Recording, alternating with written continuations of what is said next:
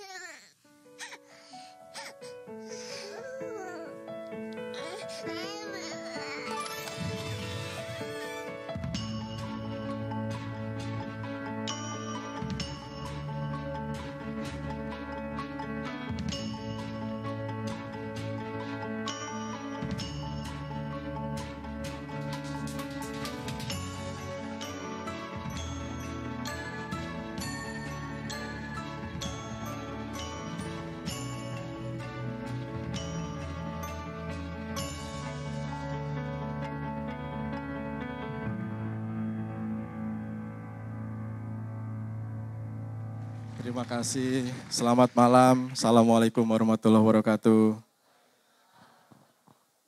Banyak juga ya, sold out nih katanya. Video yang barusan udah lihat kan ya, mungkin teman-teman sebagian juga sudah pernah melihat secara langsung atau menyaksikannya di YouTube.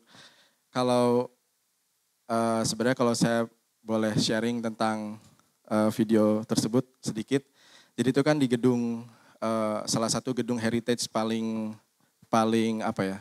valuable di kota Moskow. Nama gedungnya adalah gedung Bolshoi Theater.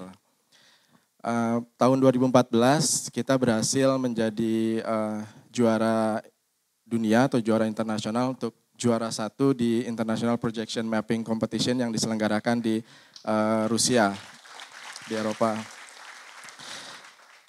Nah, kenapa kita jadi terjun ke situ?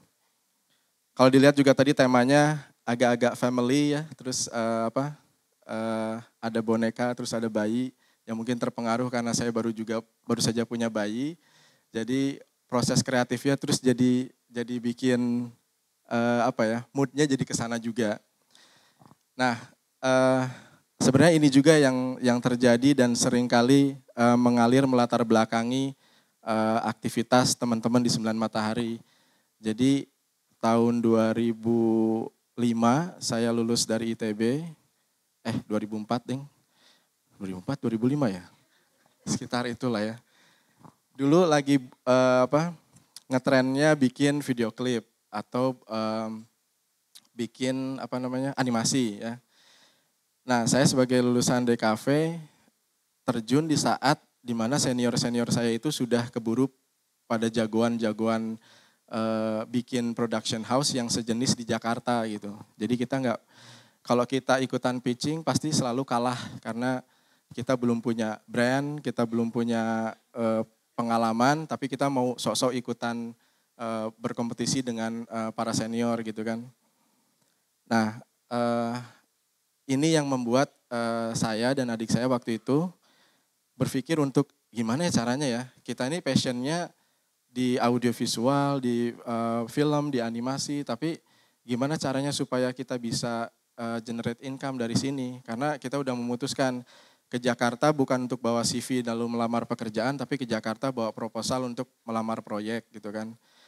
Lalu proyeknya dibawa ke Bandung, karena di Bandung banyak yang harus dikasih makan. Nah akhirnya kita berpikir untuk yaitu coba menggabungkan kebetulan saya berlatar belakang desain, adik saya berlatar belakang science atau dia itu jurusan geofisika, meteorologi. Jadi sebenarnya sangat nggak nyambung. Tapi ternyata pendekatan scientific dia dengan pendekatan desain saya itu bertemu pada satu media film atau animasi yang justru jadi bikin ini tambah seru gitu. Nah, memetakan gambar di gedung seperti itu melibatkan teknologi yang tidak sederhana, lalu kemampuan kreativitas juga yang harus benar-benar kita harus open mind untuk bagaimana menggabungkan software ini, software itu dan sebagainya. Nah, kita nggak bisa kayak dituntut, Mas Adi, 9 Matahari itu emang lahir untuk bisa langsung bikin video mapping ya, atau untuk jualan video mapping? Enggak juga, ini prosesnya bertahun-tahun, mungkin sekitar 5 tahun sampai kita kemudian berhasil seperti yang teman-teman bisa lihat barusan. Lalu juga seminggu yang lalu kita baru juga memenangkan satu kompetisi internasional lagi, kali ini di kota Berlin, dan nggak tanggung-tanggung kita juga berhasil merebut juara 1 lagi untuk kategori yang kurang lebih sama.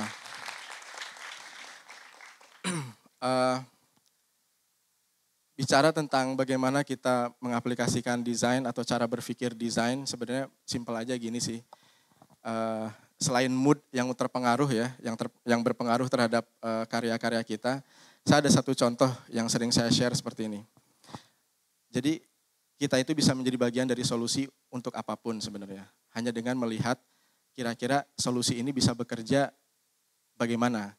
Satu hal yang sering dilupakan oleh orang adalah ketika ia membuat solusi, pasti begini, solusi itu kan supaya bisa solutif, dia harus dilakukan oleh orang kan, oleh orang-orang lain. Untuk membuang sampah sembarangan, supaya tidak membuang sampah sembarangan, berarti orang harus suka untuk tidak membuang sampah sembarangan, gitu kan.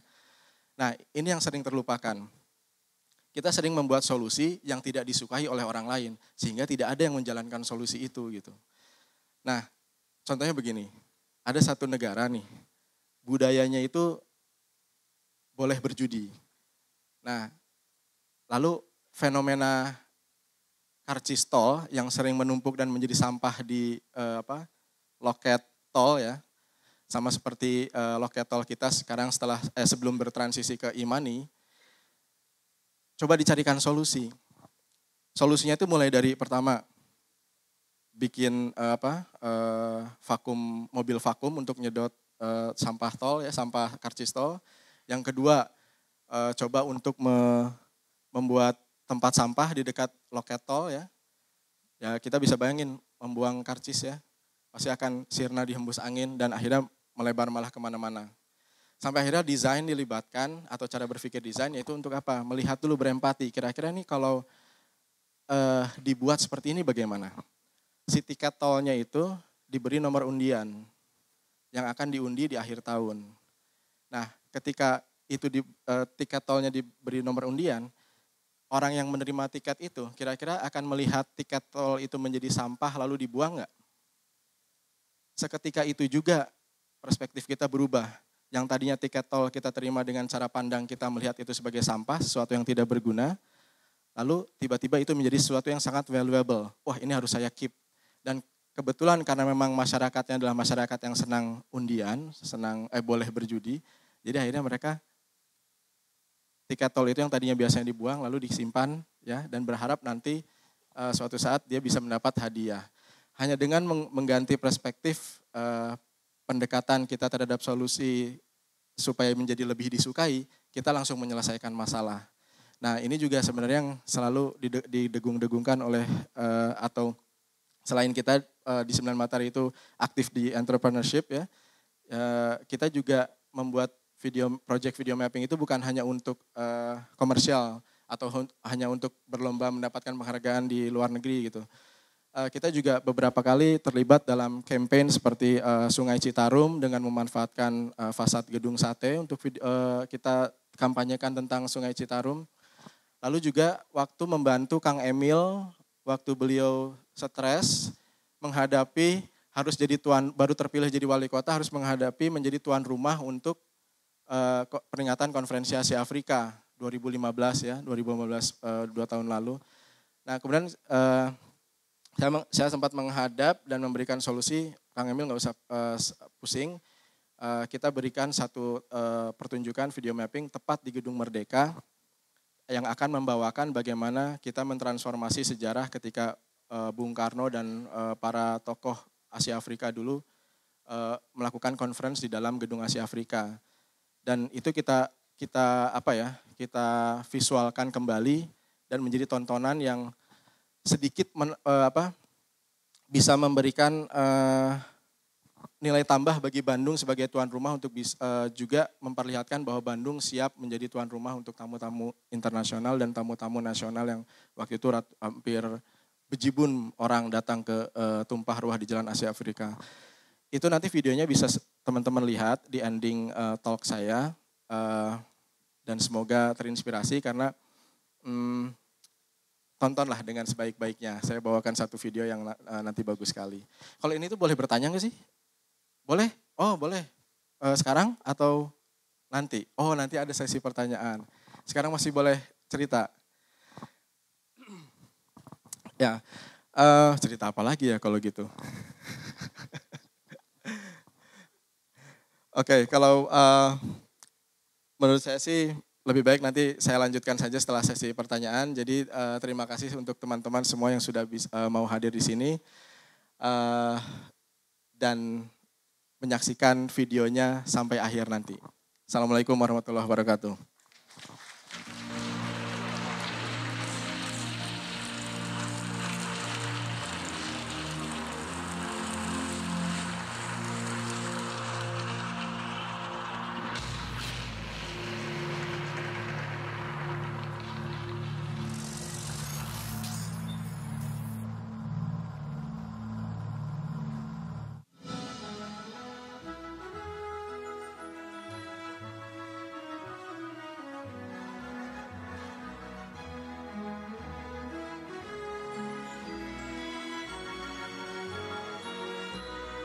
Kita ingin menggali sejarah, lalu menceritakannya kembali, supaya sejarah itu bisa menemukan cara-cara baru dalam menyampaikan inspirasinya.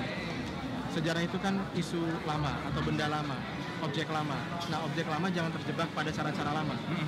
Karena kita hidup di masa kini, maka ia harus menemukan cara-cara baru di mana ia bisa beradaptasi dan diterima masyarakat. Ya.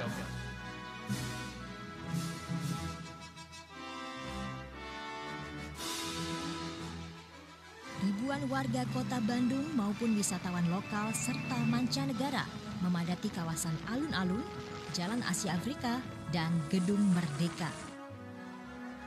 Warga Bandung memadati ruas Jalan Asia Afrika, Bandung, Jawa Barat untuk menyaksikan video mapping dalam rangkaian peringatan Konferensi Asia Afrika ke-60.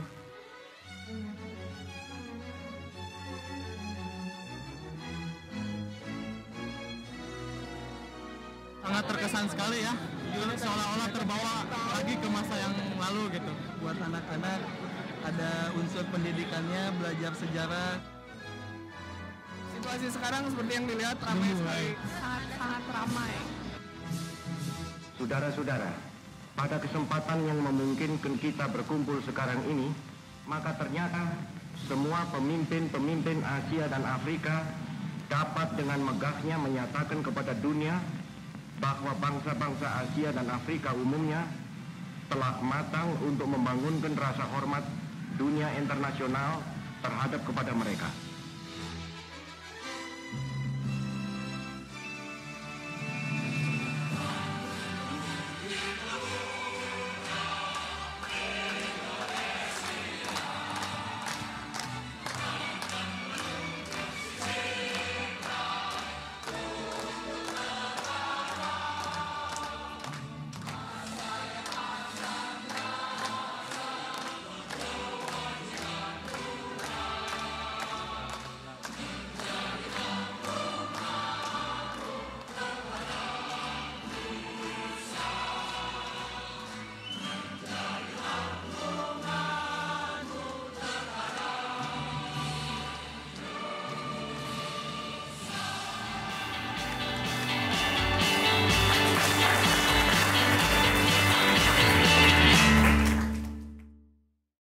Buka aja Bukalapak.